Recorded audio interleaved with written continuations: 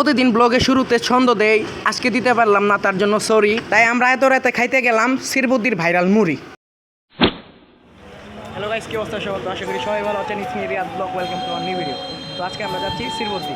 তো এখানে যারা যারা আছে দেখে নিন, জীবন, শাওন, জিহাদ, অনেক একটা বড় ভাই। তো চলুন যাওয়া যাক শিরবুদ্দির উদ্দেশ্যে।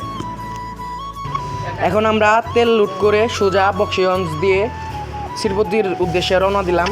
দেখলেনি আমাদের সাথে কে কে আসছিল। আমরা যাচ্ছি দুই বাইক মিলে শিরবুদ্দির উদ্দেশ্যে।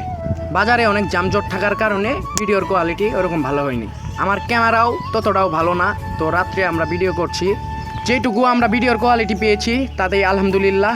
এখন আমরা আছি বাসস্ট্যান্ড মোড়ে। তো দেখতেই পাচ্ছেন বাসস্ট্যান্ড মোড়ে বটগাছ চত্বর। আজকে আমি ওইভাবে ভিডিও করতে পারিনি, কারণ আজকের ভিডিওর ক্যামেরাম্যান ছিল অনিকা আহমেদ। ধন্যবাদ তাকে এত সুন্দর ভিডিও করে দেওয়ার জন্য। দেখতে দেখতেই আমরা শেরপুর জেলার শিরবুদ্দি উপজেলার বাজারের কাছে এসে পড়েছি। বক্সিগঞ্জ থেকে শিরবুদ্দির রাস্তা যে ভাঙ্গাচোরা, অনেক প্যারা খাইতে হয়েছে। ভাবিও নাই যে আমাদের সাথে এরকম হবে। আমরা আগেই শিরবুদ্দি বাজারে এসে পড়েছি। তো পিছনে সামরা একটু লেট করে আসছে, তার জন্য আমরা দাঁড়িয়েছিলাম। ফাইনালি আমরা সবাই মিলে শিরবুদ্দি বাজারে এসে বললাম সেই ভাইরাল মুড়ি খাওয়ার জন্য। সেখানে গিয়ে আমরা গাড়ি পার্ক করার মতো কোনো জায়গা পাচ্ছিলাম না, অনেক যানজট ছিল। ফাইনালি আমরা সেই ভাইরাল মুড়ির দোকানের সামনে এসে পড়েছি। তো আপনারাও দেখুন সেই ভাইরাল মুড়ির দোকান। আমরা ফার্স্ট টাইম গিয়ে সেই মুড়িওয়ালার দোকানের সামনে গেলাম। তো আমরা আশা করিনি সেই মুড়িওয়ালার ব্যবহারটা এরকম হবে। সমস্যা নেই, এত সুন্দর ব্যবসা, এত সুন্দর ভাইরাল মুড়ি, একটু অ্যাটিটিউড না থাকলে হয় না। সে চাচা বুঝিয়ে দিয়েছে।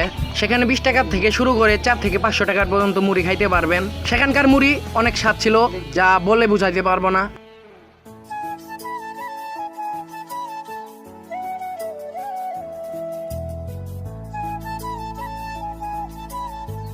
আজকের ব্লগ এই পর্যন্তই।